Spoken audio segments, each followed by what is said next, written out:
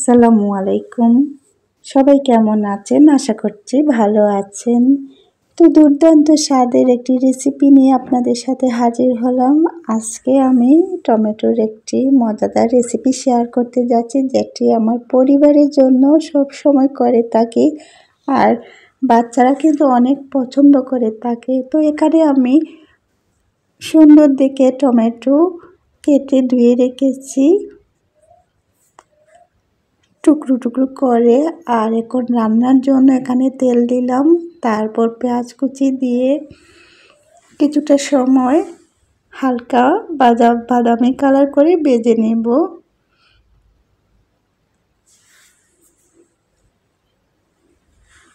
তো আমি পেঁয়াজটা ভেজে নিচ্ছি।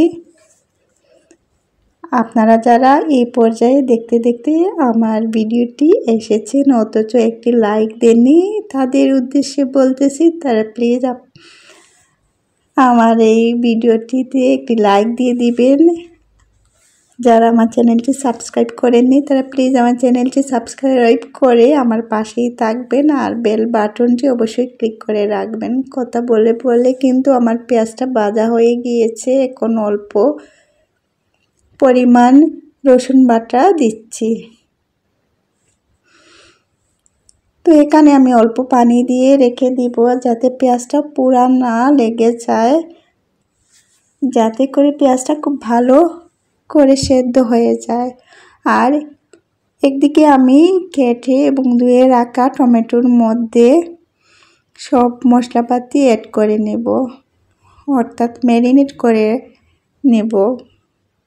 তো এই কাজটি কিন্তু আমার আগেই করা উচিত ছিল, আমার মনে ছিল না। আমি কিন্তু তার আগেই বাগারটা বসিয়ে দিয়েছি। এরকম ছোটোখাটো ভুল কিন্তু ভিডিও করার সময় হয়ে থাকে, আমার হয়ে থাকে, অন্যান্য সবার বেলায় জানি না।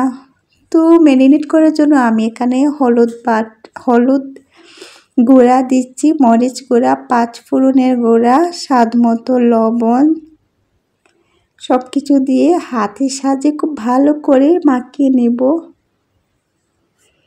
যতটুকু সম্ভব মিহি করা যায় ঠিক ততটুকু আমি হাত দিয়ে টমেটোগুলো মাখিয়ে নেব।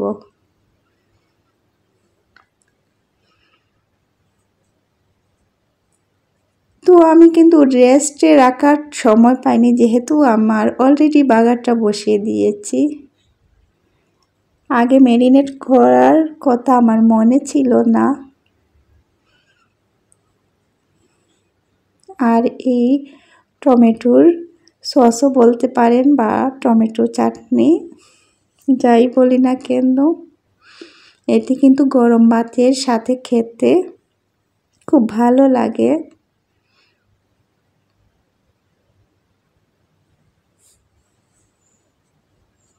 তো আমার পরিবারের সবাই একদিন না একদিন যেতে না যেতেই কিন্তু এই রেসিপিটি খাওয়ার সময় খুঁজে। দেখুন আমার পেঁয়াজটা খুব ভালো করে সেদ্ধ হয়ে গিয়েছে। তো এবার এই টমেটো ম্যারিনেট করা টমেটোটা দিয়ে দিচ্ছি, দিয়ে অনবরত নাড়াচাড়া করতে থাকবো পেঁয়াজের সাথে, যাতে খুব ভালো করে মিশে যায়।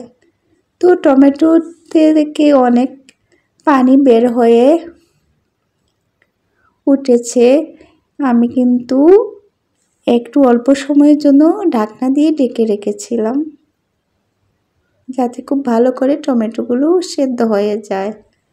তো এই পর্যায়ে কিন্তু আমি চুলার আঁচটা বাড়িয়ে দিব, যেহেতু অনবরত নাড়াচাড়া করতে থাকবো। এক পর্যায়ে কিন্তু টমেটোর পানি শুকিয়ে গিয়েছে।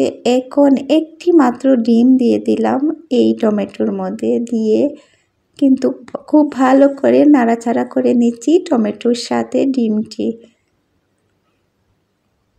আর এই পর্যায়ে কিন্তু আমি চুলার আঁচটা একটু কমিয়ে দিয়েছিলাম, যেহেতু টমেটোর মধ্যে আর পানি নাই, শুকিয়ে গিয়েছে। ডিমটার সাথে আমি মিলিয়ে নিচ্ছি। তো এখন কিন্তু পুরা লেগে যাওয়ার চান্স থাকবে, তাই আমি বারবার নাড়াচাড়া করে দিচ্ছি।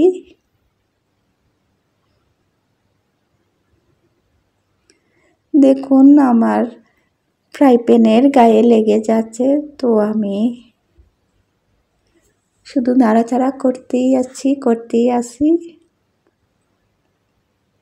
আর যেটা টমেটো একটু আস্ত রয়ে গেছে, আমি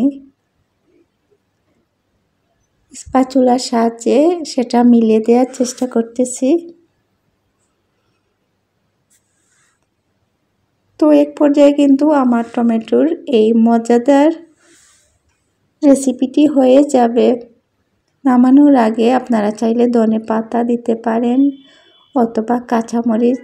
আমি দিলাম না কাঁচামরিচ, কেননা টকের মধ্যে ঝাল ততটা আমার পরিবারের লোকজন পছন্দ করেন না, তাই পরিবারের দিকেই কিন্তু খেয়াল রেখে যে কোনো রান্না করে থাকি।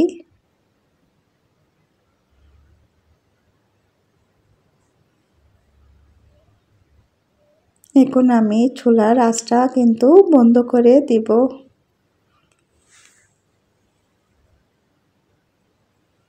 দেখুন হয়ে গিয়েছে।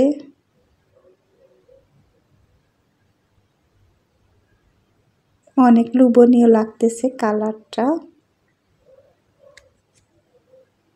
তো এটি শিখেছিলাম আমার মায়ের কাছ থেকেই। আমার মা সব সময় বানাতেন। তো সবাই ভালো থাকবেন, সুস্থ থাকবেন। আল্লাহ হাফিজ।